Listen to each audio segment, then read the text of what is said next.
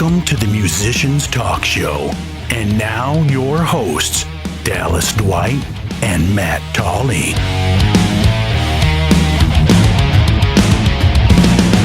Hello and welcome to another episode of the Musicians Talk Show podcast. It's episode number 89. I'm one of your three hosts for the day, Dallas Dwight. And I'm Matt Tolley. And I'm Andrew Baker, the guest for today. Awesome. Welcome, Andrew. Looks like I might need to turn your gain up a little bit while I do that. Matt, what's going on? Not much, man. How was your weekend? It was a weekend. It was a weekend, man. I know you had a big one. How was yours? And everything. Mine has been pretty okay. It's been subtle, though. We had some company in town this weekend. It was fun. Good times. Working, Nothing really to report? practicing. Nothing really to report. What about you, Drew? Nothing new to report today. Yeah. Cool. Well, I take the spotlight then. Yeah, let's hear it. I know you had a big one, so let's hear We it. were supposed to go... Okay, so here's what was supposed to... I'll tell you what was supposed to happen and then what actually happened. Okay. We're supposed to go to DC to record drums for two new singles coming up for the LA Maybe. And the plan was to leave Wednesday night, drive all night, get there like 3 a.m, wake up, kind of sleep in, get a lazy start, chill in the hot tub, and then record that night. Okay.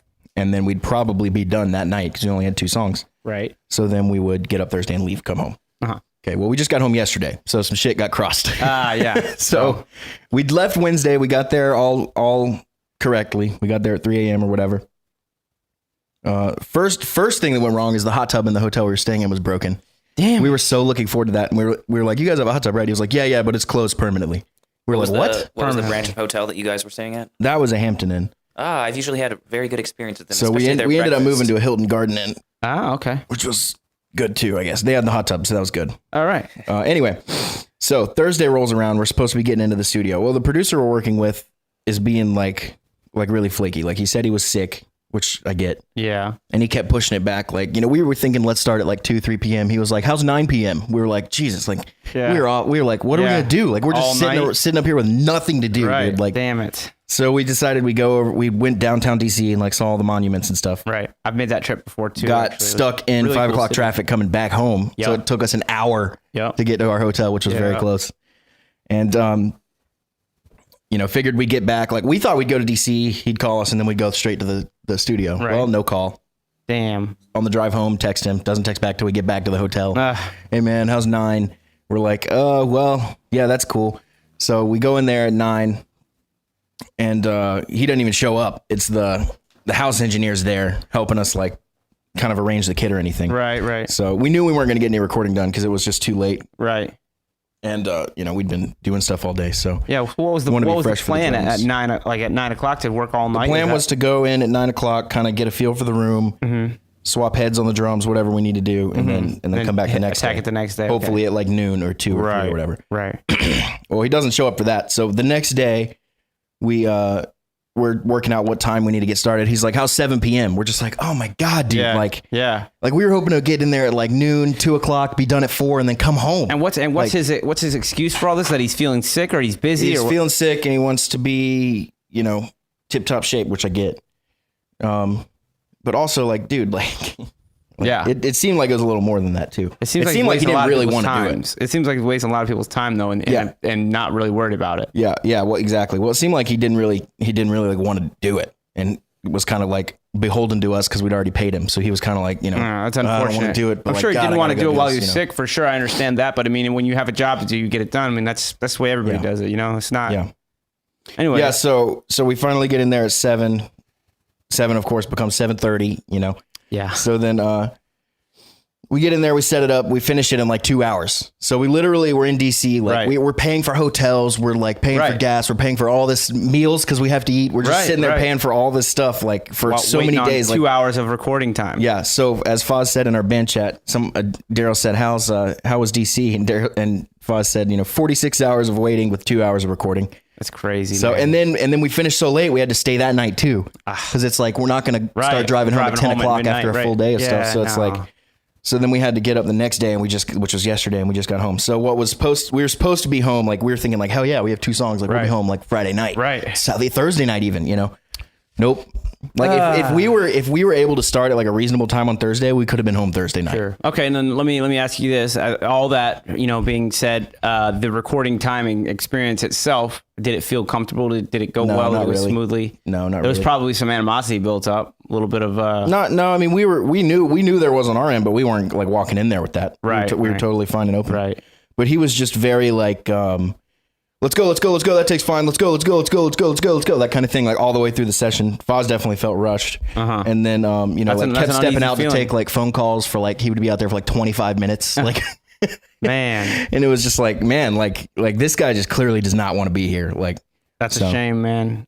That's a shame. That's not the working experience I like to have. yeah, so we won't be using him again, but we are excited to see how it all comes out. Drums sound phenomenal. So, Right. The studio is kind of why you went there. It's all to be in that studio. well, we went there to work with this guy. So it's Right. disappointing that this But guy in his is- studio, right? Like that's the. No, it's a different studio. Oh, okay, He's moved studios right after we booked him. Okay. So yeah, I was talking to Foz about it, like, and this is a good thing you bring that up. It's the studio itself almost doesn't really matter. Right. Like you can go to a multi-million-dollar studio, and if you work with the house engineer there that doesn't know what he's doing, you're gonna have shit results. Exactly, You right. can go to my bedroom right here, and if you bring in someone that knows everything they're doing, you will have results that blow your mind. Right. I got you. You know, Right. you could record drums in a garage and end up having like a, Sure. I mean, especially now it's technology. Nowadays, technology you can do a lot. yeah. So people see the big, nice pictures of the big studio and they think, oh, we're going to sound so good. But dude, that doesn't matter at all. No, Like right. we It's the guy. we went because of the guy, and Yeah. the guy makes good shit. So we want to go with him wherever he is. I don't care where he is. Right. The studio was really nice. Well, But, we'll see how they come out, man. That Yeah, the sucks drums that sound great, experience was and drug out for they're you, gonna but- get them edited, mixed, or edited, and all that stuff sent back to us. Then we're gonna build up everything around it again, and then we'll send it to him to mix. So it should be really good. We're hoping to have one out by, we're thinking maybe setting the release date for the first one for that Amos's show with Anything Goes, Right. which is February 21st, maybe. Okay. And we're not going to play in 2020 before that, I think. Excellent. And then the next one's going to be maybe like May or June. And then over the summer, we're going to be planning to go to this other, when we were shopping Yes, around for yeah. producers, we found another guy we really want to work with. Yeah. And we're going to go. That one's exciting too. So Florida, hopefully all so we're that, gonna- that works out. Yeah. That's going to be a different experience. We're going to go down there as a full band. right. Record and, record the yeah, three yeah. songs. No, we're going to do a 5-song EP at Five-song, that point. okay. Or 4 to 5, something Yeah. like Yeah. that. Cool. Excellent. So, Well, then that sucks that it was drug out for you. It cost you some extra money, but yeah, hopefully the results are good at least. But the worst part was just like sitting around, like we're just sitting in the hotel, like Right. watching like Right. Cops. Yeah. Just sitting there, like twiddling on our phone. Like, Ugh. it's like 4 p.m. We're just sitting there, Did like, you we have guys all fucking bring 3 your hours of this? instruments? Like, Did everybody bring their instruments or no? no, Was it just me and Foz went. just you and Foz. We brought, so this is another funny thing. I asked him like lots of times leading up, Mm-hmm. like, what kind of drum kit do you have? Is there a house drum kit? Do we need to bring drums? And he would never really give me a direct answer. Mm-hmm. One time I got him to say Yamaha, and I was like, okay, cool. What kind of Yamaha? No reply. Like, hey man, I just wanted to check what kind of Yamaha. Yeah, dude, you guys coming up November? So like, just didn't ever address answer. the fact. And how did it go? So we get there, and like literally as we're like supposed to go in the first night, he was like, oh shit, you know what, dude? I forgot we have like a Yamaha recording custom set up. It's like a $5,000 drum kit. It's a phenomenal drum kit. Like, it's like, dude, like, So it was all set up and so we ready. drove up in this car just packed to the death with drums that we didn't need to bring a Didn't even single need 'em. drum. They didn't even leave the car. Like, As a drummer, that would piss me off. Yeah, that's what I was going to say, badly. Drew. As a drummer, this experience probably sounds somewhat familiar as far as like just, when you're in the process, you don't want to be rushed. You don't want to be, you know what I mean, like this. You know what I mean? Like, I mean, if obviously, if you know your shit, it shouldn't take long at all. And I completely understand where you're coming from and going up there and expecting it to be over with quickly. yeah, it should have been a non-issue for well, sure. it's like it was over quickly once we finally got in there. But Exactly. getting in there was a shit show. yeah, that's It didn't make any absolutely sense to me. terrible. Like, That's absolutely terrible, man. if somebody pays you money, like I would be prioritizing that person no matter if you wanted to do it or not. If you didn't want to do it, the time to say no is before they pay you. right, Like, but right, exactly.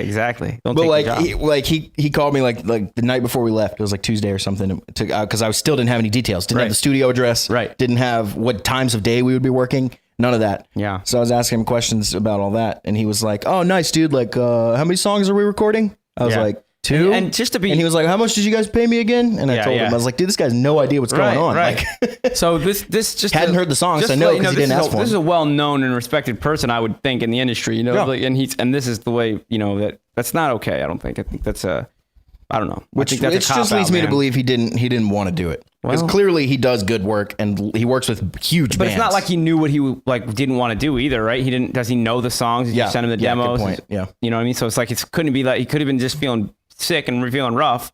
And was he sick when you got there? Could have just been not wanting to work with like some band he didn't know, like Could be that this too. band isn't famous, Yeah, it could be that too. I don't know. Anyway, It was not a good experience. So Right. like we before we even got in there, we were like, okay, so we're not going to be working with this guy again. Yeah, so you knew.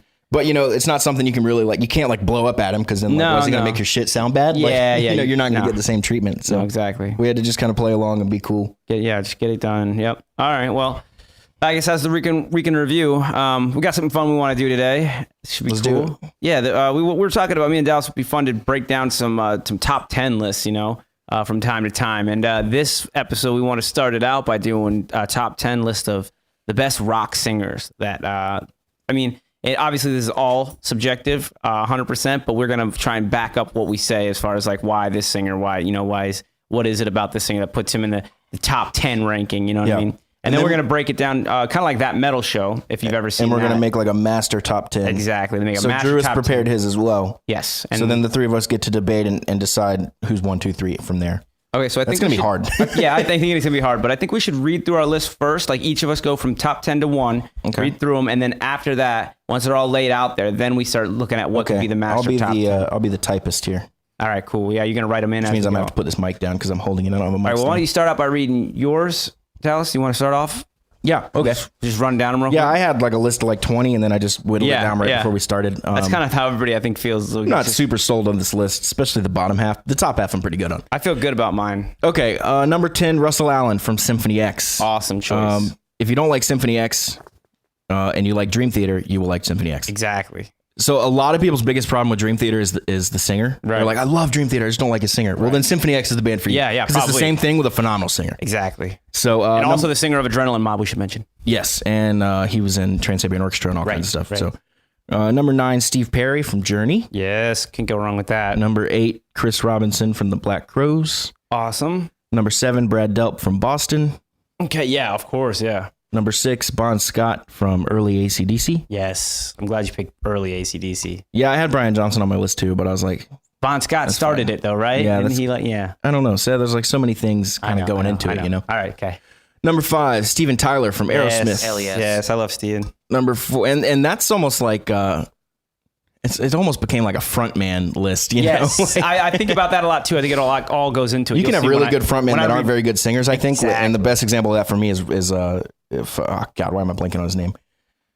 David Lee Roth. Yes. I Oh, know God. he's Why on did I my wanna list. say- He's on my I'm list, and that's exactly what I thought of when you Looking said at the that. word Robert. I'll explain my answer later, but yeah. Okay, yeah, because I think he's a decent singer. I just don't think he's particularly Right. skillful. What about necessarily. Steven Tyler though? Is obviously amazing. Steven Tyler's a phenomenal singer and phenomenal frontman. Yeah, exactly. And then exceeded only by number 4, Robert Plant. Yeah. Led Zeppelin. Number 3, Chris Cornell. Yes. Probably, I think most would agree, a pretty terrible frontman. Oh yeah, Just kind of stood there, didn't do much. No, but, well, like, if you look at like different, it depends on what band, right? yeah. Soundgarden, Temple of the Dog, Audio not Slave. necessarily a bad frontman, but like he's not Steven Tylering it. Right, You know he's what not I mean? Like, right, exactly. But he's the grunge era. but he makes up for it because his voice is so good. His grunge. voice is the show. Yes, the grunge era. Yeah. So, and I think Chris Cornell's almost as high as it goes. Number 2, Axl Rose, because he's kind of the whole package. Come on, yeah. Number 1, Glenn Hughes. Yeah. Glenn Hughes, from Deep perhaps Purple. the greatest singer of all time, in my opinion. Absolutely amazing. I mean, just listen to Highway Star. That's awesome. That's a great list. That Yeah, was. and Glenn Hughes. I mean, this might come up in debates later, but he's like 65 and still sounds. And still fucking amazing. He's better now than he was when he was 19. So crazy. Which is not the same for a lot of people on this list. No, So definitely Glenn has- Hughes has been So a that's a phenomenal good point. singer and never faltered once. That's a really good point. Is that why he's number one over He's number 1 Axl? because I think he's a better singer. Do you think Axl in his prime versus Glenn Hughes at 19, Axl still... I think Glenn Hughes is better across the board. Okay. I think Axl Rose is phenomenal, of course. I just wanted to see- I and wanted to Axl see how Rose is far perhaps apart- my favorite. Okay, yeah, right. But, I got you. For best rock singers. I think Glenn Hughes, like if you put Glenn Hughes in any band, and also he doesn't seem to have, I don't know how we're going off vocals necessarily, but he doesn't seem to have the drama that comes with Axl. Right. He doesn't. A lot of videos of Axl now you see are not that good. Exactly. And there's sometimes he's killing it, but there's sometimes where it's laughable. Yes, absolutely. Absolutely. It's like on Vince the edge. Neil. It's really, Poor Vince really, Neil. really bad, Yeah, how and it's about poor unfortunate Vince because I Neil? love him so much. You know, Vince Vince- Neil doesn't even crack the. No. Because of his live we presence. talked about this on. We spent 15 hours in a car this weekend, so we were talking a lot, me and Foz. And we were talking about Vince Neil. I was like, was he ever good? And he was like, nah, dude. He pulled up videos of him in like 84. He sounded like shit. Yeah. Like, it's He was like, never, dude, what? He was never that great. He was very much made better in the studio. And there's a lot of things about that. I mean, his they had John reputation. Corabi for Motley Crue for a little while. John Corabi is phenomenal. Way better singer. I love John Corabi. Yeah, and people hate on that record just because it's not the original singer. You know what I It's mean? a very different style. And you know that Foz that never record- heard it, and it's funny. The conversation we're having right now is literally the exact That's so path funny. that ours Yeah, of took. course. So I pulled up that album for him, and he was like, "This is good, but I see why people would hate it." You know what I Yes, mean? it's not Motley Crue. It's and not- the drums sound like the Black Album. Crazy dude. thing is that's the self-titled album too. They Yeah, called I that love out that. Motley I love Crue. that so much. It's such a fuck the you. first time they Yeah. ever had a new singer. Oh, it's crazy. Anyways, all right. So I'll read mine real All right, quick. you read yours while I slowly while I go grab a mic stand. Okay, cool. And you're gonna write them all down too, right, Dallas? Yep. Okay, cool. So I'll leave it out for you. All right, so I want to start my list off, and it sucks to even like put him at the bottom, but Phil Lynott from Thin Lizzy. I've always loved how like smooth his vocal sounds and how well it works with the rhythm. Then I'm gonna go Keith Buckley as my number 9 from Every Time I Die, and also of The Damn Things. And awesome screamer and vocalist, and I just love his poetry. Like what he sings about is always so deep and mind just gets your mind thinking. Robert Plant, Led Zeppelin. How could you go wrong? His voice is obviously so amazing. How he uses it like an instrument alongside Jimmy Page's guitar playing. I always love that. Phil Anselmo from Pantera. Hell yeah. Because of the range from the very beginning, early in their careers, where he had the high ass scream, and he could do, he did a lot more singing back then, and then as he evolved, got into be more of like a guttural singer. So Also, Superjoint Ritual and Philip H. Anselmo and the Illegals. Illegals. Yeah, you got to and give also give down, shout out to and them also too, and down too. So yeah, lots of projects he's been a part of. Just a prolific singer, you know what I mean? And despite like if you listen to him talk in an interview, you might think he's kind of a dolt or something like that. And we met him. Quite the contrary. Yeah, we've met him at Mad Monster Party. It was awesome. But quite the contrary. He's a very smart person. He writes about smart things, and I don't know. I've always felt emotion through him. His singing. DLR from Van Halen, we were talking about earlier. Awesome frontman. I think it's not only about having a voice, but how you use it. His lyrics were always fun and fun evoking. And also, I don't think he was a bad singer. He wasn't like he had bad notes or anything like that in my mind. I think that he was a fine singer. Maybe he wasn't the most traditional singer because he had lots of like little ow, ooh, ah, like stuff like that, and there are lots of little noises. And I don't know. I always enjoyed it. I always enjoyed that. All right, now we're in the top 5. Matt Cauthran from the Bronx has always had this. How do you spell his name? Cauthran. Oh, Cawthon. Got it. Cauthran with an R. Oh, Cawthon. Right. Okay. And I don't know about pronouncing because they always just call him Matt from the Bronx. So I don't really know how you pronounce his last name, but I know how to spell it.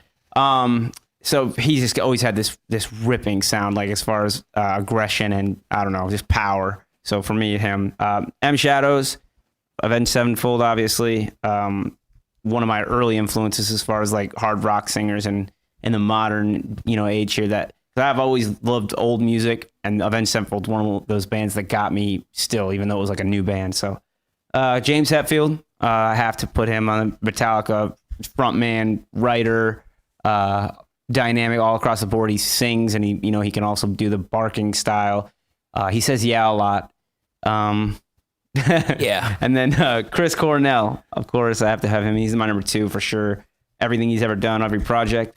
And then for number 1, I think it goes without saying for me, if anybody knows me, Axl Rose has to be the number 1 fucking just attitude and full package frontman singer for me. I love it just All right. more so than just his power as a vocalist too, his attitude, the way he sings and You really feel it, Yeah, exactly. For me, that's why I'm note taking here, but I'm saving all my thoughts for the end. Okay. So, you want to say anything more, or do you want to let Drew to go? yeah, we'll let Drew go, and then we can right. begin to discuss. I figure it goes without. Well, we'll talk about it later. Let's roll. Yeah, I just want to give a brief little description of why in mind. That's perfect. I love it. So my list is it's a little different than your guys. I have a few more modern singers and more towards like metal, as you know. Yeah, I'm into the heavier stuff. Yeah, exactly. I'm glad we have your thoughts on here then. So number 10 is it's going to be Spencer Chamberlain from Under Oath. Ooh, okay. Christian metal act, right? Yep, they're a Christian band. I grew up listening to them. Killer band. I've seen them live like 5 or 6 times. Every time they've been amazing. Hell yeah. Number 9 would be James Hart from 18 Visions. Oh yeah. Fuck yeah. Just because of his range throughout totally their career. and it influenced that whole metalcore in the West Coast, man. Yep. Huge. Number 8, Phil Lynott Yep. and Lizzie. Hell yeah. Number 7, and I might get some flack for this, Glenn Danzig. All right, no, from you're not getting any flack Misfits here. in Danzig. I love it. Another one of those guys I grew up listening to, and despite him being a little different these days, I still am a huge fan. Number 6, Elvis Presley. I don't know if you want to count that as rock, but I do. I think he started the whole thing. The king of rock and roll. Come on, man. Yeah, I agree. Number 5, Vile Valo from Him. I don't Yeah. even know how to spell that. How do you spell that? It's VILEVALO, I believe. Like that? Yeah, they're from Finland. What was Yeah. the band? Him. That's right. Yeah, I saw them not too long ago on their last farewell tour. Awesome. Number 4, Lemmy from Motorhead. Hell yeah, Lemmy is God. Good question. Lemmy is God. Number 3, and this one is a band that you guys may not know, Kyo. It's KYO from the Japanese metal band Dir in Grey. During Gray. I've heard about him a bunch. They toured with Deftones and Fall of Troy a few years ago. They're actually pretty big here in the States. Number 2, Keith Buckley from Hell Every yeah. Time I Die. Hell yeah. And then number 1, and I say this unapologetically and with all of my heart, Ozzy Osbourne. Hell yeah. Prince of Darkness. Yep, Prince of Darkness, Black Sabbath, Forever. Yeah. Hell yeah. And Ozzy Soul. And Ozzy stole stuff Yeah. even better than Black Sabbath, in my Obviously. opinion. Yeah, great. Okay, I mean, that's well, now awesome. Good list. As Good Anakin list. said, this is where the fun begins. Yes. Now we get to hash it out, huh? Can we? Okay, so I feel like any person that shows up more than once probably at least goes on the list. It seems like that's probably an easy way to. Okay, to and we get can it. order it last. Right, let's So get we them have- on there, we have like, Axl who- Rose on there. I think so for sure. You said Phil Lynott. Yep. You said Keith Buckley. Yep. You said Chris Cornell's on there twice. Yep. Who else do we have? Matt I think that's Shadows. where the overlap ends. No, Matt Shadows, I think, is on your list. No, I too. don't have him on Oh, mine. you okay? Robert Plant yeah, is on Robert there Plant, twice. for sure. Yeah, I Okay. think that's where it ends right Okay, there. so there's 5 that Yeah. are on there. It's going to be hard to debate the ones that I don't really know that well. Right. You right. know? Well, let's take the number ones first of all for everybody. You know what I Okay. mean? Does that make sense? Axl Like, we Rose, should Glenn look at- Hughes, and Ozzy If it's your Osbourne. number one on your list, it deserves to be on the list, doesn't it? They're already on there. So we what's can your say number? that. We can Put say Glenn that. Hughes on there. Yeah. So Ozzy and Glenn go on, and then we can probably figure out the order after we add 2 more. 2 more. 3 more. Yeah. Who else we got? Okay. I would agree with some stuff that's on Drew's list. Even though I wouldn't like change my list, I would still say like Glenn Danzig kind of would have been on my list because I feel like he's huge for me. Anything for you, Dallas? Glenn Danzig. I seem to remember him not being that good of a singer, though. He's got this certain In the same way that I would argue Lemmy's not a very good singer. right. I guess, but it's all about like uniqueness in those. Yeah. cases. I would say Yeah, I Steven guess so. Tyler. For sure, Steven Tyler needs to be on there. Because Yeah. that should have been on my list, honestly. Yeah, I'd agree with that. Steven Tyler's easily on that list. Okay, we need 2 more, and then we can order.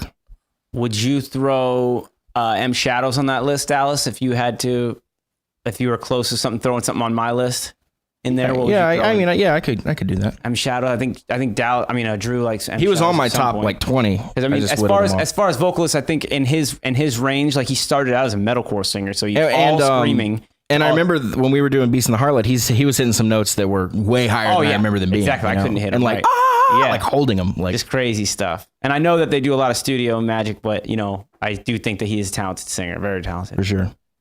Russell Allen, dude. Steve Perry. Some of the ones on your list are Is Keith Buckley already on there? yeah, he's Yes. on there. Okay. We added all the doubles on there for sure. So, come on. So now when do we need 2 or 1? We need one final One more out of that list.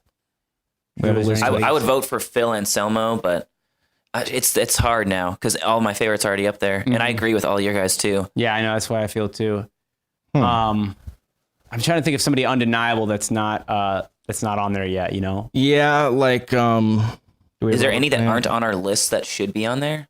Probably not. Well, we can't take them from a different list. It has to come from one of these lists. Yeah. I mean, if you're thinking like all time, like if you look up a list of like top 10 singers, you know, you're Yeah. going to see a lot of the same names. I feel like Yes, some of those yes. guys, like you would see Robert Plant, Steven Tyler. Yes. That's why I feel like you got them. I would argue Steve Perry would probably be on all those lists. Yeah. I would agree with you Let's completely, put Dallas. Steve Perry on there. Okay. All right, and that's a good list right there. Okay, so top tier singers. in no particular order, the master list is Axl Rose, Phil Lynott, Keith Buckley, Chris Cornell, Robert Plant, Ozzy Osbourne, Glenn Hughes, Steven Tyler, Matt Shadows, and Steve Perry. That's a sick list. A lot of Steves. All right. All right, so now we have to pick top dog here, man. This is gonna be the tough one. All right. So now this is where the debate becomes like why you think We need to argue why for you think for someone is better than someone else. Well, okay. I've already made a little bit of an argument for Axl Rose, but man, like how long ago was it? Maybe like a few years ago when somebody did that dynamic range test, and they put he it was on, the biggest on it. That's a he good. was the that's a number good one. argument. There's my argument right there. He's the Okay. number one in range. He That's had a the good one. lowest note and the highest note. But you know why he won that?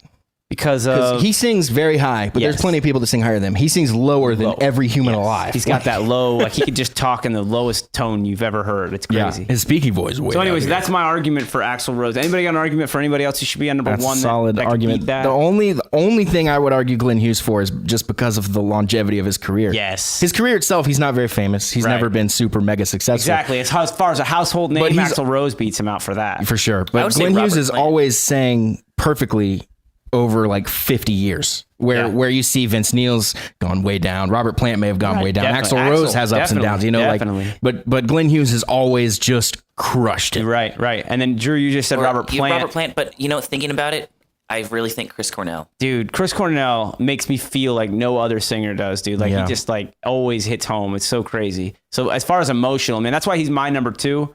Yeah. My argument was he for, on mine? for number one is still 3. Number 3 on yours. That makes him a strong runner for the front for sure. As far as like Drew's feelings, my feelings, and your feelings towards it. So, Okay, we so could put Chris I feel Cornell like at the maybe top. we could maybe put Chris Cornell number 2. Number 2, okay. We can continue to argue the number 1 spot. Yeah, okay. All right, number 3. Number 3, I could put. I could say gotta come Ozzy from for number here. 3, man. Like as far as like what he's done for the whole genre as a whole and a style. Who was it? Couldn't Sharon? agree more with that. I just argue the point of being a good singer. That's Okay, the point okay. that I'm not so Right. sold Well, on. all the people on the list right now are good singers for sure. Right. I'm just trying to differentiate like what else makes these people like the best reason, the reason to be on this list. Okay. I guess I don't know. That's not like I'm saying that. You can hear his voice from a mile away. When you hear Yeah. Ozzy, you know that it's that's Ozzy. true. And it's the uniqueness too. I was just gonna say too before Sharon, she talked about the first time she heard him sing and she thought it was so unique. She was like, I can't believe people don't know who this guy is and they have to know. So she made it her mission to get him out there, and that's why they became such a good relationship, a good couple, because she was supporting his career, and really just trying to get him out there And business back- partners. and business partner, big time. And she made sure that he didn't get run over. What about someone like Steven Tyler? Steven Tyler, man? Yeah. Steven mean, Tyler. I would vote him Total above powerhouse. Ozzy. He's on the Voice as a fucking like judge and everything. And I'll I put think him he at was one 3 of the for best now. judges in my Steven mind. Tyler. Or was he on American Idol? It was American Idol. It was American Idol, I Sorry. think, yeah. Steven Tyler 3, yeah, that's a good one. I can't really speak for Phil Lynott or Keith Buckley, but so I guess you guys can determine where they fit into this. Yeah, so Thin Lizzy, I mean, I know like a couple Thin Lizzy songs, and I don't know a single Keith Buckley song. So. yeah, I always like he's one of those singers as far as Phil Lynott. He's one of those singers that took like a Bob Seger song and made it like sound awesome, like in a Thin Lizzy way. He was just like, See the one with the he has- afro? Yes. And he has his own style. He played bass and sang. I don't know Right. if that adds any points. That's or what not, but- Glenn Hughes does too. Oh, okay, right. So, I don't know, Phil Lynott. As far as like, just, maybe I love feel his- like maybe Steve Perry or Robert Plant takes that number 4 slot. yeah, I could do that. Steve Perry or Robert Plant. Maybe both of those are 4 and 5. Who would first though? One thing I got against Robert Plant is the fact that it's coming out more and more now that they stole a lot of those songs. So for me, I don't know. It just tarnishes the legacy a little. Okay, so I have Steve Perry at 4, Robert Plant at 5. We can adjust this later if we need to. Yeah. We still don't have Ozzy on the list. Throw Ozzy on there, number 6. We gotta have Ozzy number 6. 6. I take big issue with Ozzy being above Glenn Hughes, but that's fine. Hell yeah. Well, yeah, that's true. We still don't have Glenn Hughes in this list, dude. Well, if he's not number 1, he's gonna be pushing some people down. I think That's a good point. Yes, I guess this can adjust. He's gonna have to. I see Glenn Hughes. How do we feel about Axl Rose being number 1? I'm okay with it. I love it. I love Axl. What I love about Axl is his ability to sing stuff that like you wouldn't think other people would sing, but like really sell it to you with his attitude. Yes, Yeah, we were just like a talking lot about of people that. say the word fuck when they sing, but nobody says like fuck like the way Axl says it. You know, it's like conviction. you really feel It's it. the conviction, thinking man. like out to get me and that kind of thing. Exactly, the conviction and just that you believe it because he really is a wild man, and there's nothing that he can't. It's almost like he can't stop it. I did just see this thing recently that's like things you might have not know about rock singers, whatever. And Axl Rose got in a fight with 5 cops one time. 2 of them were girl cops, and he punched them just like they were dudes. That's what they said. They said the thing was more about his attitude. One of the female cops wasn't going to press charges as long as he apologized to her. He, instead of apologizing to her, he swore at her. That's funny. Yeah. So anyways, he's a little bit of a, he doesn't really care about gender as far as women and men. He doesn't see a difference, but he fights them either way. True feminist. True feminist. Axl Rose, the true feminist. Yeah. Anyways, so Axl Rose. I can't say enough about him. And Shadows took a lot from Axl Rose, like as far as like his styling and stuff like that. That's one of the things that attracted me to that band originally. I think that's one thing that Every Time I Die is kind of a more modern band, right? Correct. Yeah. I feel like that's one thing against these two guys is like they didn't really come along and create anything like in the sense that a lot of these other guys did. Yeah, Keith Robert Buckley, Plant founded like rock, you know what I mean? I would like, say Keith Buckley is a huge part of the metalcore and how it came about because he was like one of the They've been around since like 2000, 2001. I think even earlier than that. I think the 90s. Yeah, Hot Damn came out in like 2001 or something like that. Right. So, but anyways, I think he's a unique vocalist as far as like, and I don't think by any means it needs to be number 1 or anything. But And in terms of longevity too, his voice has gotten consistently better over time. Yes, that's and another that's very thing. rare I believe, for a metal vocalist is to get Definitely. better over time. Usually you get fried. Definitely. And he is definitely not fried. Phil Bozeman from Whitechapel is constantly getting better. They just put out an album with him singing for the first time. He sounds awesome. It's weird. yeah. I mean, it's like, It's like they've never done clean vocals ever, and he put out that one. was like the Avenged Sevenfold story too. They started out doing all screaming, and then they moved, but they just had a crazy rapid evolution as far as Avenged Sevenfold. Matt Shadows also sang on that record with Slash. It was a great song that he did. It was called "Nothing to Say," which is a really cool song. Yep. And I've always enjoyed like anything he's a part of. That's why he's part of it for me. I was just scared the shit out of me, dude. She licked my finger. I felt her whiskers burst. I was like, what is that? Just touched me. Anyways, so in my mind, I'd say M Shadows 8, Phil Lynott 9. And then at the very bottom, we could put Keith Buckley just as almost like, because it's stylistic more than anything for Keith Buckley. It's okay, not, then that leaves 7 for Glenn Hughes. Now, is this the list? No, that is not the list, obviously. Is this the list we like? I'm okay with Axl Rose at number 1. I'd put I would Glenn- agree completely with Axl Rose. At Okay, number so 1. let's do this. We'll go down, and then we'll say Axl Rose 1, and then we'll all say yes or no. Okay, Axl Rose 1. Yeah. Yes. Yes. Okay, so that stays. So we got the number 1. Bold. Number 2, Chris Cornell. I'm fine with I would Chris say yes. Number 2. I would say yes too. Now the problem is if we say yes here and then realize that this guy, I know. you know what I mean? Like, I know. okay, so number 3, Steven Tyler. This is where I think I'm not this too is sure. Yeah, this is where I'm gonna change up. I'm saying Glenn Hughes in number 3 spot is my mind. Okay. Dallas. I mean, Drew. Do you think? What do you think, Drew? Deep Purple. I don't know Deep Purple very well besides the album Well, he didn't Machine sing in Head. Deep Purple really at all. No. Oh, he didn't. He joined with David Coverdale, and David Coverdale did all the singing. Was he around just for played Machine bass. Head? No, that was their first album. That was Ian Gillan. That was a Okay. I'm fucking confused killer then, album. but Yeah. all So right. here, let me pause this and show Drew one song real quick. Okay. Okay, so I just showed Drew. And Matt. And I've heard you the heard album, it. but I thought, I didn't think I realized. that Okay, was so I Glenn showed him the Hughes. cover that they did an album called Remachined, which was a tribute album to Machine Head, which was the first Deep Purple album. I believe it was the first Deep Purple album. And on it, they cover Highway Star, and the lineup is Steve Vai on guitar, Glenn Hughes on bass and vocals, Chad Smith on drums, and then a guy named Lachlan Doley, who I don't know, on keys. Yeah, and Glenn Hughes in his 60s, by the way. So I think he was around 60. Yeah, I Yeah. mean, this was kind of a few years ago, but he's like it's amazing. I think he's like 66 or something now. It's amazing how focused it sounds. I guess man. I could just find that out, huh? Yeah, he's 67 right now. Yeah, Like, crazy. and he's right now on Instagram. He's in the Dead Daisies doing like stuff, Right, which their right. stuff's always good. So I can't wait to hear that. I'm but- willing to put him on number 3. You had him at your number 1. I think number 3 is a good spot for him. He's an amazing singer. Yep, obviously. that's cool with me. All right. Steve Tyler. Steve Tyler's then moved to number 4. Wait, why do I have 11 now? Oh, because he's on here twice. You added it in, yeah. All right. So Steve Tyler is number 4. Does that seem right to us? I think that's good. I like. I honestly, well, would you put any of these guys above him? I would That's the put question. Robert Plant above Steven Tyler personally. Yeah, as a vocalist, as a power like. But it's hard because I love Aerosmith and Led Zeppelin equally. Yeah, I would say there's more Led Zeppelin hits that I associate with like amazing singing. I mean, obviously Aerosmith is has its moments, but I feel like Robert Plant. I don't know. You got to remember Steven Tyler is a songwriter too. Right. That's true, and he didn't steal every song Right. that we know of. Yeah. I like- Steven. You keep said him. Steven Tyler's a songwriter, but Aerosmith eventually stopped writing their songs. Sure. Yeah. Well, they've had a lot of for a issues, period of but time. Right. Well, there's a large period of time. I think it was I like Steven Tyler above Robert Plant. I think they're very similar. I think they're like essentially close. like the same person in spirit. You know what I mean? exactly in a different country. Yeah. Really. Yeah. Lots of scarves.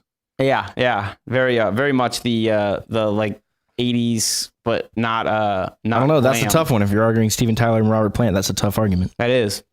because they basically do the same genre, they're the same position, like they sing the same kind of stuff. Yeah, exactly. Where Axl Rose, you could argue, he sings heavier. Right. So it's like a different genre, Yeah. kind of.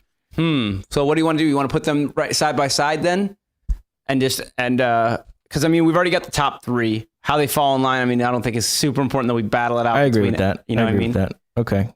Well, Steve Perry's probably not number 5. Yeah, man. So Steve Perry would be number 4 and bump those guys down. Steve Tyler number 4, Robert Plant number 5. Okay. Where do you want to put? I feel like Steve Perry's got to be in like the 6, 7, 8 range. Yeah. Then 6, I would say. Ozzy though, fuck, dude. Ozzy was the only one. I was the only one with Ozzy on my list. Yeah, but that's not. I'm just thinking about it now as like it just all of them head to head right now. Okay, well, let's work backwards. We agree Keith Buckley's 10? Yes. Yeah, I think just because he's stylistically more than he is actually technique and. Okay. I would maybe put Phil Lynott at 9. Yeah, If you're I'd say- asking me. Yeah, I don't think he's above Steve Perry as a vocalist. And then would I would say put he's Matt Shadows definitely below above that. Matt Shadows. Yeah. You think so? Yeah. Okay. Oh yeah. Okay. So put Matt Shadows at 9. Yeah, okay. There are a lot of people who say they just don't like Matt Shadows. Okay, voice. I would put Steve Perry above Ozzy, but if you guys feel differently, we can go that way. I feel fine with that. Steve Perry is a fucking amazing vocalist. I mean, you look at those journey. You know what? The song I always think of if I want to think of Steve Perry as And a vocalist songwriter, too. is Sweet and Simple, dude. That song is insane. You showed me that song, I did. and that song is mind-blowing. Yeah, it's unbelievable. When And he then you hits that think note. about the way they recorded those songs. It's just like him in a room on like singing on tape, and like there's no auto-tune. They're not like fucking right. with This it. Like, is back in the day. he just Journey. absolutely kills it. I know he's And amazing. it's unbelievable. I think that's it right there. That looks like a solid list. Okay, so the final list of top 10 singers here at the Musicians Talk Show is number 1, Axl Rose from Guns N' yeah. Roses. Agreed. Number 2, Chris Cornell of Soundgarden. I mean, amazing. Number R.I.P. 3, Glenn Hughes of a lot of different things. I guess most notably Deep Purple Mark III, which Right, would have been The Burn and the album after it. Number 4, Steven Tyler, Aerosmith. Hell Number yeah. 5, Robert Plant, Led Zeppelin. Number 6, Steve Perry, Journey. Number 7, Ozzy Osbourne. Number 8, Phil Lynott Hell yeah. of Thin Lizzy. Number 9, Matt Shadows from Avenged Sevenfold. And number 10, Keith Buckley from Every Time I Die. Hell yeah, that's a good list All right we'll there have of to- rock we'll have to singers. post man. that somewhere. That's great. Yeah, we should definitely post that. That's awesome. Well, we should do more of these top 10 lists. That's really fun. Yeah. To really see how I we like- feel. 'cause I it's like not the debate, obvious. too. It's really not obvious. It's really hard to decipher it, you know?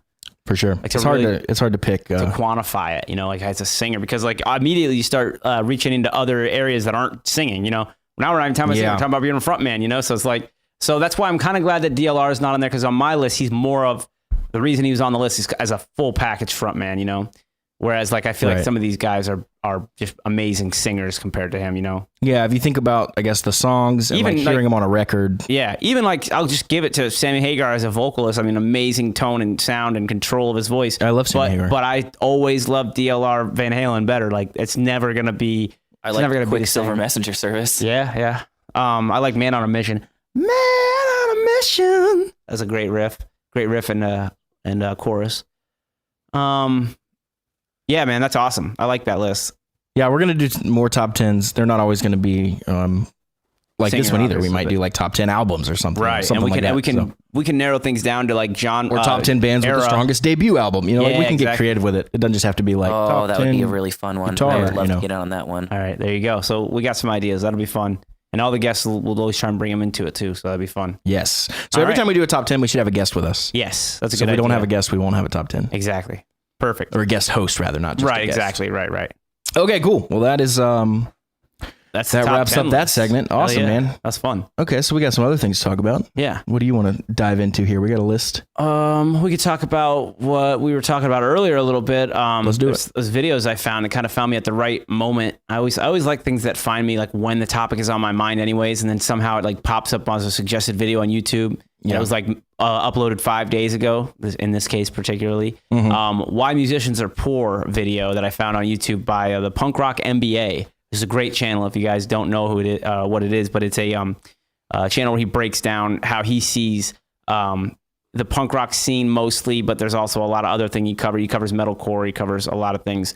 But I I like a little bit of everything heavy. Exactly. Which He's is more wonderful. your heavier style, but like the big names in heavy music, you know. But I really like that he doesn't just stay on the topic of just the music. He kind of explores all like even just like the rise and fall of the band and like what brought the band down, what superseded the band, what like or this genre, you know. He talks about like what killed this specific genre of metal, right? Or whatever it may be. So I liked his breakdowns. And one thing he said just recently in his video the other day is the video is labeled "Why Musicians Are Poor." Really struck home with me because first, I don't think he's a musician. I could be wrong. I feel like he's a journalist more than a musician, and he's just watched the scene and he's grown up like understanding how it evolves and that stuff. So, and it's always been his like thing, and he's a huge fan, obviously. But he talks about not having a business model. Essentially, it was like there's so many bands out there who can make great music and they can and are amazing artists and all that, but they don't know how to focus it into turning that into a living income. And I feel like that's the missing link between bands that make it longevity wise because like we've talked about this before, longevity is a huge key to musicians' careers, right? The longer you have to get better at your craft, the better you're going to be. And if the group of guys can stay together, you know what I mean?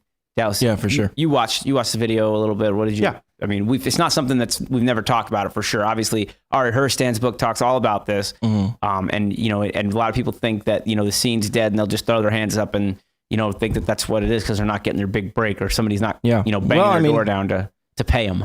Think more room for the rest of us then, I guess, Exactly. And that's why here at the Musicians Talk Show, we're trying to help you and giving you the upper hand here. And the idea being that you need to look at your band or your project, whatever it may be, as a business. And Right. It doesn't mean, and he says this in the video too, and so does Ari Herstand, that doesn't mean go after what's popular and try and emulate that and get on the top that way. Like there's not a fast way to success. The idea being is do what you do and then figure out what it is that you do that you can sell to people and how you can sell it to them and creative ways how to find your niche market, all that, right? Like there's enough out there. Nowadays it's cheaper than ever to make the music. That's not the hard part, The hard part is getting it out there for sure in the sea of music that's released every day. So He also goes on to say, though, another reason why musicians are poor is because they're unwilling to adapt to the new way that the entire music business works. Exactly. They're trying to stick to this model. He goes on to say, the fat cats in the room smoking their cigars. That's the way people look at it, discussing right? the next big thing, and it just is not that way anymore. No, Right. definitely not. It's open source almost now. I feel like in a way that it's like if you want it, you have to go take it. You have to go get it. Well, the biggest thing is like people want a manager or a label Yes. or whatever. And it used to be that if you had a good song, a label would come up and be like, "Hey, that's a really good song. I think I can sell that. Let me help you." It's not like that anymore. They want to know that it's proven and sold, which means if you want a label to come knocking, you need to be selling out venues in your area consistently. You need to be, tens of thousands of likes on your socials, Right. Yeah, and millions of plays. Like that's if then you they want a come label. knocking like, "Hey, you're making money. We can make money too." and then it's their job to sell you on what they can do for you. It's Right, not necessarily going to be just, like we can get you in the studio to record a record because essentially you've already done that, right? You've recorded powers the with record. the artist now, I think. Right. That's now the artist has the option to choose and takes control of their career, which, it's kind of scary because it leaves it wide open, right? Like you don't know where to start sometimes. You're just like, man, what do I need to do here? But also like you take it one step at a time as you get the music and the bands together and you are playing shows and you're putting together a good, solid, entertaining show and you're networking with other bands out there, right? after all that has happened, I mean, like then you start building a following, and then you have to figure out how to make this a business. Like, what is it? What it is essentially it's pulling together different incomes. You know, like obviously it's not going to come just from the music nowadays when you get paid, you know, less than a penny a stream. It's not going to get paid for that way. It's a very small. Well, that's not necessarily true though. You can get paid from it, but I'm just saying that it's not the way a lot of streams. Yeah. It's not the way you're gonna all of a sudden be to superstardom. Like even if you get 1 million streams. Well, we saw that the 6 million streams is like almost 30 grand. Right. Like getting 6 million streams is going to be tough, but it's also even 30 grand's not like that's a lot for 1 year, I guess, as far and that's more than he made in that whole year in his video example. Right, from just streaming. If you do that now, and 6 million seems like it's out of reach, but if you're starting to have some traction, it's not uncommon to see a lot of people like over 1 million. Right, but I think what a better model for making your money is to sell your fans on a brand and sell them on a band that they can get behind, no matter what it is. Like they like everything this band does. They're gonna buy a shirt, and they're gonna and that's bigger. Like as far as like for the short term, I think those go farther. Whereas streams, you have to kind of get on the right. Like there's some luck involved in that, luck and also definitely some work to get on the right playlist where you're gonna get millions of streams or to get in the right I don't know, even in front of another band, a really popular band, you get an opportunity to play for them, and then you go say, hey, follow some Spotify or whatever, and everybody goes there and listens to your song. Like that definitely can happen, but it's hard. Like 6 million streams doesn't come easily. Well, the way that I look at it is that if you're getting 6 million streams, you got to have traction elsewhere. You're going to be playing shows. You're going to be selling merch already. People don't just go, oh, hey, what's this like unknown band? Right. Might as well stream them. No, you need that to happens get your a lot name in like out there. the electronic genre, though. Right. There's a lot of people that make millions of dollars, or maybe not millions, but hundreds of thousands of dollars a year, and they never leave their room. Right. But I think nice. as to be more realistic, like, you know what I mean? Like if you are attracting that many people to listen to your music, and you have a website where you have lots of cool merch where people can, find it and they'll want to wear your shit because like, look at this band I found or whatever, right? But if you don't have, like, say you don't have a website with merch on it that people can, buy from anywhere, which is my, Dallas and I both have taken this direction with our band, is we want to have something available for people anywhere around the world. They can order this, you don't want to maybe just order a Prep and Bury 100 shirt. shirts or whatever exactly. and have them at a show. Why not have it available? Like they're definitely not going to buy it if you don't have it on your website. If you don't have an option for them. So, and the cost to have a website shop is not as much as you think it would be. You can do it through Bandzoogle. You can do it through Shopify. You can do it through BigCommerce. There's all kinds of different things, but I think people are missing out on these opportunities. I don't see any bands around here doing this. Mine and Dallas bands being the exception. I think we're probably one of the most forward-thinking in that area. Like we have it before the album. Like Dallas, the LA Maybe just released their EP 2 months ago. October 18th. October 8th. So not even a month yet. Yeah. Right. So yeah, we're just coming up on a month now. But their website was set up way beforehand, because guess what? When that album's out now, people are going to look at that album and go, what can I find more? They're going to have somewhere to go. You should have seen the spike in our website traffic. I believe it, dude. I believe it. And it was like over 10 times what it normally is. Think about, you just release an EP and you do have people that like it and they go, man, where can I find more? And they go look it up online. There's nothing on there. There's nothing they can do. Yeah. They can go to your Facebook page. Yep. There's nothing. Facebook's not your end all. I think Facebook's a good way to get in touch with your fans and to find people who like the music and stuff, and everybody has a Facebook, so they'll like your band on Facebook or whatever. But Facebook has no way to sell you merch. Not that I know of. Without taking a cut, at least. Without taking a cut of it, right? So you have, I think you have to kind of get your website going so that way you have full control of all that. That's one reason I really like Bandzoogle, is they don't take any cut of anything you sell on their site. Do they require a minimum order quantity, or how do they make money from the process? You pay them a monthly fee to use their website. Right. So they're like, so $20 a month, and then they don't touch any of your stuff. None of your music sales, none of your what, and that can be a low. Shopify's the same way in that regard. That can be as low. The $20, it's 19 something a month, like $19.99 or whatever. Yeah, and that's the top like unlimited plan. There's one for like $8. Right. So you can only upload a certain amount of things and stuff like that. But yep. The $20 a month at Bandzoogle's like unlimited everything, which is pretty insane. It's where we host the podcast and this podcast website. If you go to musicianstalkshow.com. And also lamaybe.com. Exactly. So they are domain hosts, basically, or like a template site.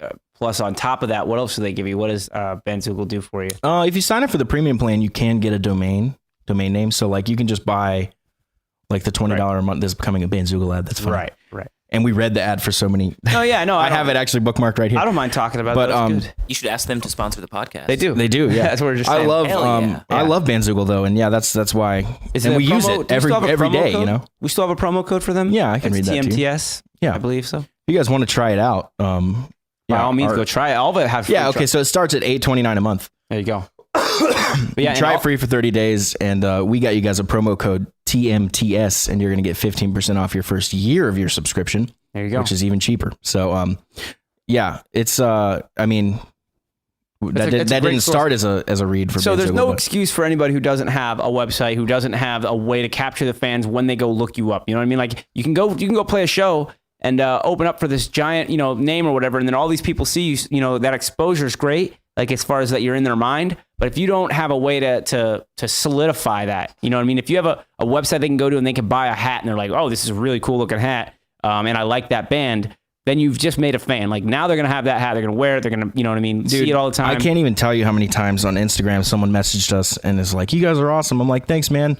Check out this. And I'll send them a link to the store. And they'll be like, awesome, man. And I think that's it. And then like 2 days later, ping, they bought the hoodie for $40 or whatever, you know? It's And that's what we're talking about, man. That happened, You know, that's happened a lot of times on Instagram alone. So one like of just the- from being social on it. Yeah, absolutely, man. As you talk to people, you'd be surprised at what they're willing to do. And you know what I mean? Like people want to, they like music. People like music, despite what like it seems like, because the music industry seems like it's going down a little bit in popularity.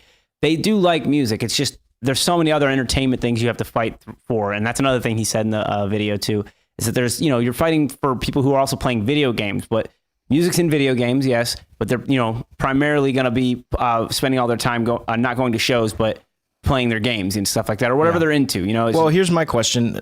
Or a movies kid messages us on Instagram. We talk for a second. He buys a hoodie. How did that touch the music industry in any way?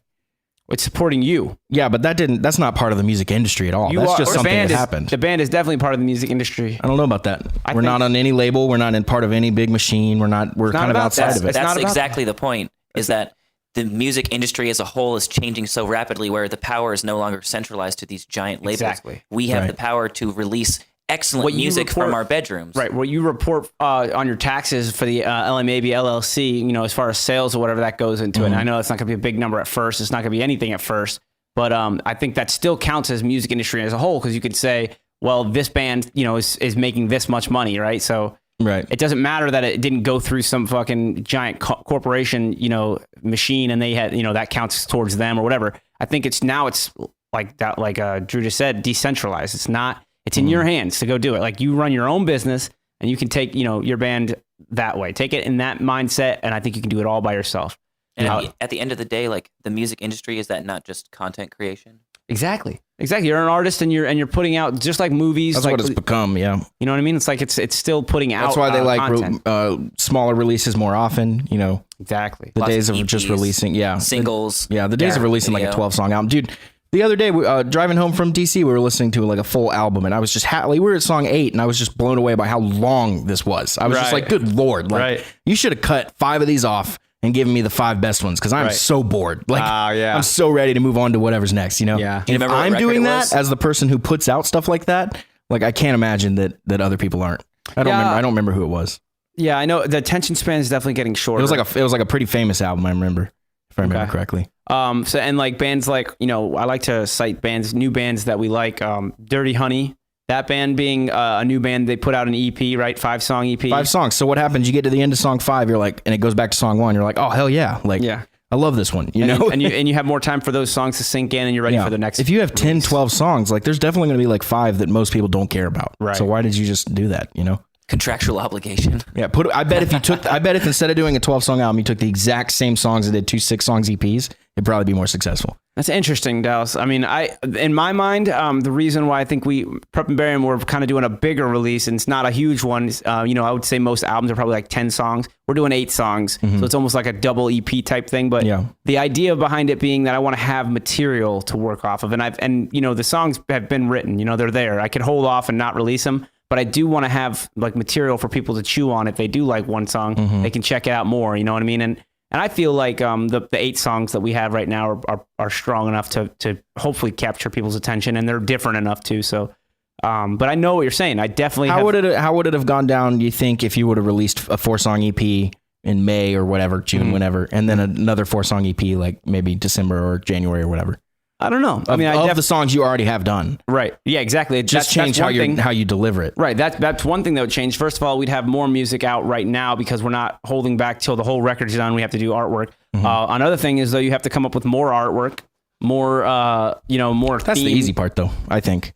Well, if you're trying to approach it as a and I know this is the way I'm thinking at this point. I've been talking to some people and we've all been discussing this, but I want to create something that has longevity, so it has room to evolve and change and kind of go down a pathway. Not just spurts of music that are just not connected. I want it to be a long thing, and I think it's part of the almost like a story. Like you're not going to end it in the middle of it. You're going to keep it. Right. It's going to keep going.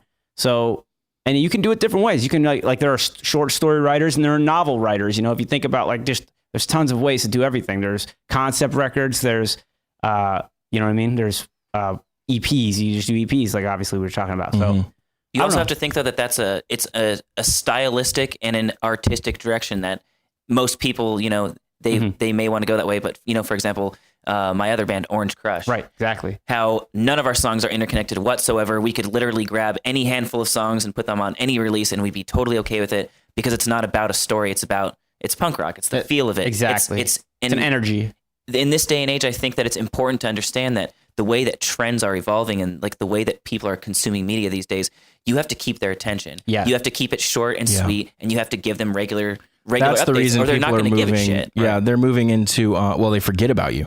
You're moving into, or we see everything moving into smaller releases more frequently, even up to like a song a month or a song every other month, right. Just releasing singles. Because if you don't stay on somebody's radar, they're being bombarded with so much stuff that they forget about you almost instantly. That's where social media helps Matt's too, in a though. band, forgot about that. Well, involvement with your fans and social media can help, I guess the word would be mitigate that to some extent. Yeah, to just keep their attention and keep them coming back, and I think, once we do have this album out, as far as in my case, because I understand that. I've definitely understood that from the very beginning that releasing albums isn't the way to go really anymore. It isn't the most popular choice. Yeah. But my thought process, like I said, I want to have something to work from. First of all, like a immediate catalog of 8 songs, instead of we have 3 songs and the rest we play are covers, or we have 3 songs that you can hear on Spotify and everywhere, but then the rest of them, you're not gonna be able to hear them anywhere. You just have to listen to them live and that's all you get. Right. Like, so until you release the next one, until you release them. Right. But they would have at least had those 4 is what I was saying. Right. And in this case, these 8 songs were all written and ready to go by the time the correct lineup and we had got everything ready. So, I feel okay with this. And then what I probably, we probably will do in the future is release single here, an EP here. Who knows? We'll see what happens. But I am an old school thought for sure is like wanting a full record. Right. Also, I want something that I can put on vinyl. You could put an EP on vinyl, yes, and you could put it on a small vinyl even. But I kind of want that full big vinyl experience, which I'm excited to do eventually. So there's something too that I guess factors into it. I'm old school more than anything is probably what it is. Yeah. Like I said, it's definitely stylistic. It's preference, right? Yeah. It works for this. Yeah. Like it wouldn't work for Orange Crush, obviously. Right. And it works perfect for Orange Crush's releasing EPs because it's like the moment, it's in the moment and it's powerful and energy. And that's like Turnstile. Yeah. They put out Turnstile Tribe. Yeah. Hell yeah. They put out a full record, but they have also like intermittent breaks in between it. Yes. It's kind of interesting. An EP that like, it's basically a record that flows like an EP. It'll give you like 50-second little hip hop beat or like, I don't know, like little bridge songs that it keeps the powerful songs powerful. Yeah, and it doesn't detract away from what you're getting. By the way, the album, what is it? Moon? What's the yellow one? Is it Moon or is it... It's the yellow one. Yeah, fuck, I can't remember the name of it right now, the album, but... That's all I know because the album cover's yellow. Yeah, we actually had it as an album review early in the podcast. It just came out. Was that when I sent it to you? Yeah, it was when it just came out, and I believe you were the one who sent it to me. You already showed me Turnstile before, though, and then I think maybe you told me that the album Time and Space. Time and Space was what it was. Yep, great album. February last year. Great album. Yep.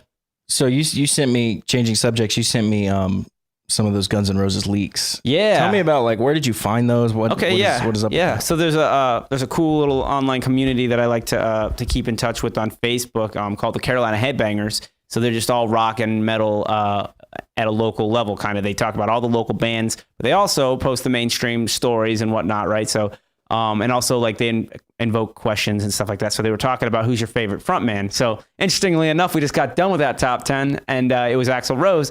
Well, I put Axl Rose. I didn't even put Axl Rose. I just put Axl. 3 letters, explains everything somebody needs to know about my favorite singer, basically, right? And turns out the guy who posed the question and leads the Carolina Headbangers also loves Axl. And mine was one of the only ones that he started commenting back and forth on, and we kind of got into a little thing like, oh yeah. And he goes, I'm gonna send you something, man. And he private messaged me the leaked videos of audios of Guns N' Roses songs that could potentially be on a new record. They might not be. Who knows? They could be. They're just demos, basically. They're leaked demos. Right. So who knows if they're gonna make full songs out of them, because some of them are not done. Like you can tell, they're very raw and not produced. So we listened to them. And Dallas, what did you think? I hope it's better than what I heard. Yeah, definitely not like what you want like right away. Obviously, it's going to need some production and some work. But I did hear some things that were Chinese cool. Democracy came out. How old was I? Yeah. Was it? When did it come out? 2008, I think. Yeah, I graduated high school in 2008.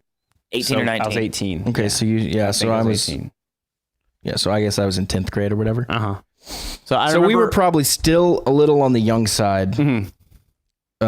But now we've had Guns N' Roses in our life for long enough. Yes. We've sat on those songs that we might also fall prey to that whole Chinese Democracy thing. 100%. Like no matter what this album is, we're going to be disappointed. You know 100%, and that's fine as long as you go in there understanding it and you try and give it the best chance you can. Yeah. But obviously, if it doesn't work, it doesn't work. You know, if you can't find yourself liking it, then you can't find yourself liking it. So, in those demos, I think they're just a little too rough to tell. Though, I think. Huh? They haven't failed yet to me. No, and I did everything they release is solid. So I was a little slow. I was a little little slow to receive Chinese Democracy, but after seeing that lineup back then, it was not when they're reformed and everything, but the old lineup with Buckethead. Ashba. Yeah, and I was Ashba. gonna say, is Buckethead going to be on the new songs? No, they're That would back be together. tight. They're back together. No, now. it's Slash stuff and they had a big Axl. falling out. Axl and Buckethead had a big falling out. Oh, really? Yeah. Did not know that. Did you know? So when Chinese Democracy came out, they were doing a big promotion. They were trying to get Axl to release it. Dr. Pepper says, if Axl Rose comes out with Chinese Democracy this year, I'll give everybody in the whole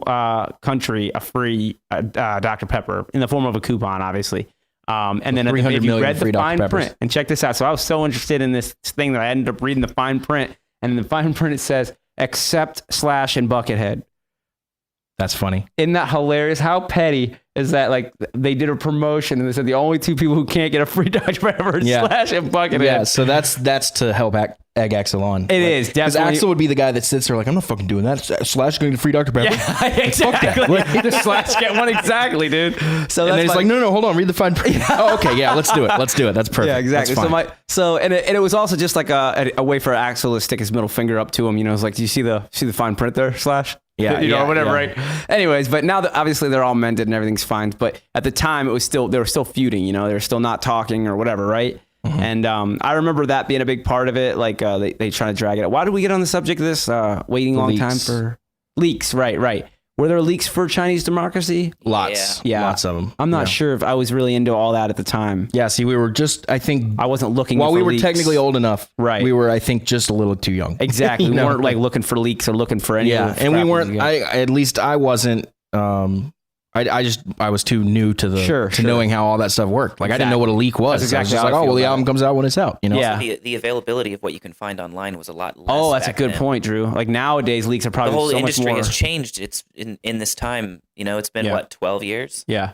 I mean, everything goes through online, right? Like say they're working these demos out and they need to send it to the producer. So they upload it online. There, it's already on the platform that it needs to be on to get leaked. And so and I was listening to a podcast with Rody Walker, the singer for Protest the Hero, and he was saying that a lot of stuff got leaked from one of their albums. And he was like, dude, there's just so many places it can go wrong. Like you could have someone in the shop pressing your CDs, like mass quantity, just grab one, stick it in their pocket. Yeah, like, you know, and like, then it's online. There's once so they put many it to their places computer. you can go wrong and you'll never know. Like, Exactly. I remember Avenged Sevenfold when they were putting out their White album, their self-titled one that was self-produced and all that, right? So it was a big one. That was a lot of controversy. It was a great record, but a lot of controversy about it. And I remember that album leaked. And by the time they played their first show back from being on hiatus from recording the record and everything like that, everybody in the whole crowd knew their song. It wasn't even like they were playing a show, but it was like a award show. that would have been so weird. Everybody already knew all the lyrics. If you didn't know it lyrics. leaked and you play the brand new song, we'd never play this in live before. Here we go. Everybody's singing along. You're like, whoa. Exactly. And he even mentioned it. M Shadow says,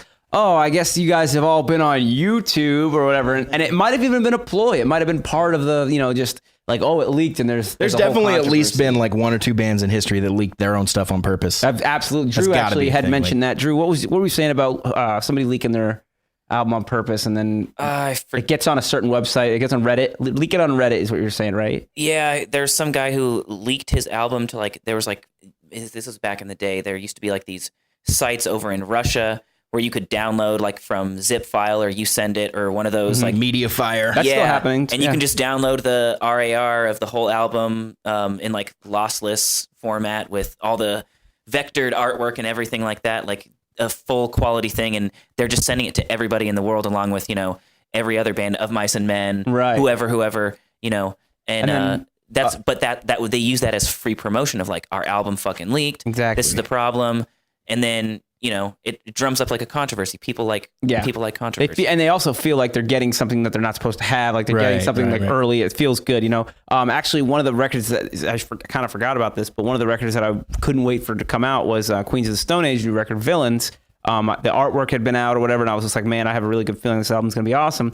Again, I was on Facebook talking about the album or who's ready for that album or whatever. Somebody goes, hey man, I got something for you, and they messaged me the whole album in a fucking in a zip file. I can't do that, man. I feel like as an artist, and I don't think of it like from a stealing or that's bad standpoint. I still bought the record. You could make that argument, but I feel like from an artist standpoint, as an artist, I'll hear it when they're ready for me to hear it. Yeah.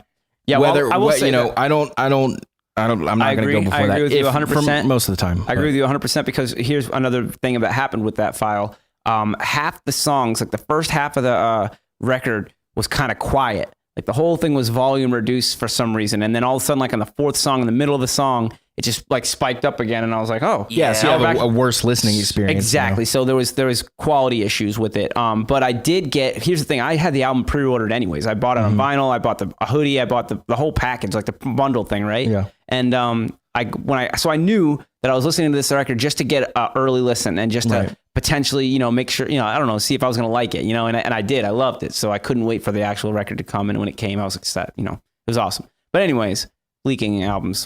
What else? Yeah, the Guns N' Roses. The simile or metaphor or whatever one I was telling you before is like if you're painting a picture and you're like halfway done and somebody walks by and goes, it looks like shit. Yeah. Like, it's like, dude, I'm not done. Yeah, hold on. It's not ready to be judged right now. Right. Yeah. Exactly. When I'm ready for you to judge it, I'll put it out there. Exactly. On the topic of leaks, the best band ever for not letting shit leak, and I respect them so much for this, is fucking Tool. Yeah, totally. How long did Tool go without? And I mean, sure, they had that music ready, some of it, you know? How did they do that? It's crazy. Or I wonder if there are any. Yeah, maybe there are, and we just don't know about them. But that's still a testament. I didn't look too hard because I wanted to hear the finished product. I'm not in any of those areas where leaks happen. Like I'm not in any of the message boards, none of that stuff. Yeah, exactly. Facebook. I'm not on any message for boards, me, dude. Like, yeah, I have like 5,000 friends on Facebook right now. So yeah, it's same. Like, so whenever I post something, I get people that I really don't know that well, but they'll, you know, all of a sudden I'll know that they have this common interest, and you know, it's pretty cool. I like Facebook. I used to hate it. I got away from it for a while. I didn't get on it forever. And then I realized, you know what the difference between Facebook and Instagram is? Facebook has a full-time calendar, live calendar that's running for every event that's happening, and they're keeping track of it, and they have invites, and you have, you know, are you going, are you not going, that kind of thing, right? Instagram has nothing like that. There's no way for you to gauge how many people know about your show and if they're going to show up, or at least you know on Facebook, and you can share those events, you know, with your friends and stuff like that. If you're using a professional account on Instagram, you can see the analytics of how many people have seen your posts. Okay. You know, with your stories, you can see how many people skipped it, how many people waited to the whole thing, how many people just skipped past all of your shit altogether. Yeah, but how about actual engagement, like a way for them to engage other than just commenting, I'll be there, because I don't see anybody really doing that very much. Like there's not. Yeah, but I don't see anyone, like nobody's beholden to your show because they checked going on Facebook. And actually, I see it all the time where people say they're going, and I'm like, oh, I didn't see that person there. I guess they weren't going. Yeah, and I think a lot of people just click going just to support, you know, and not hurt your feelings. And not only that, I think they need to get rid of that interested button. That thing just pisses me off. Oh, and it sucks when it's the only button you're able to push. Yeah, like, I'm like, there used to be a can't go. Right. You know? Exactly. Just put no, dude, or just X out of it. Yeah, like, it doesn't need to be that interested does nothing for me. You're interested, awesome. But recently, I think it was Halloween weekend, and I might have talked about this, but I'll just really quickly. Halloween weekend, I looked on Facebook, and it said, here's all the events that you are interested in, you know, over the last month that you've been clicking on, basically, and it shows me them all, and then it gives me a map of where they're all at. And so if there's two events going on one night, and I want to go to both of them, I can literally like plan it out, see how long it's going to take to get between them, and it's all just right there for me. I was like, whoa, there's something that I've never like really utilized before. That's all good stuff. I just And that hate was- Facebook, dude. I know. can't So stand does it. Drew. I do too. You and Drew are on I play a game with myself whenever I log on to check band stuff. I play a game. How long can I scroll before seeing something completely retarded? Yeah. Not It's long. usually not more than 3 posts. You have the power to change it though, right? Like if you follow somebody that you think posts dumb stuff. Way or- too much work, dude. Way too much work. I don't want to spend any time on there, let alone like crafting the perfect friends list. Okay. Take hours. Yeah, I find it extremely useful in networking. That's what I'll say. Yeah, I only have it because of the band stuff and all the business parts of it. If it didn't, if But it helps for I'm me. just not I use doing my that, like- I use my personal account and my band and the band account together, like in tandem, kind of, because I have 5,000 friends on Facebook. Yeah. But I don't. The band has 1,700 followers, right? Right. Of those 5,000 friends and climbing all the time, changing, adding more, whatever, right? Meeting people. I convert them over to the band page through that. You know what I mean? So it's, that's smart. it seems to help for networking and trying to get our message out. So that's all I'll say. Nice. Any closing thoughts? No, that was fun. Top 10's fun, man. Let's do some more of those. Yeah, let's do some ideas I had that I was sharing with you were like top 10, not just guitarist, but lead guitarist and rhythm guitarist. I Yeah, think that yeah. differentiation could be fun. Yes. And we've done like solo of the year and stuff like that. Bassist, so drums. We'll see some of those I names think, again, I think that makes sense. I like Keyboardist debut even. album. Debut album sounds Debut really album fun. you can do. That's a hard one because, man, the debut albums are the best ones always. And we're gonna be picking from our favorite. I was gonna say like we could try to have real fun with it, like top 10 albums with like more than 30 like swear words or cuss words or something, some sort of Just give it differentiation a like real, that. a real detailed description or stipulation. Like go deep in like a fun way. Yeah, that Or sounds top fun, 10 man. concept albums, stuff like that. So Perfect. ours Can't is wait. number 1. All right, cool. I'll see you guys next time. Later. Thanks for listening, and see you next week on the Musicians Talk Show. Be sure to subscribe, rate, and review wherever you listen to podcasts.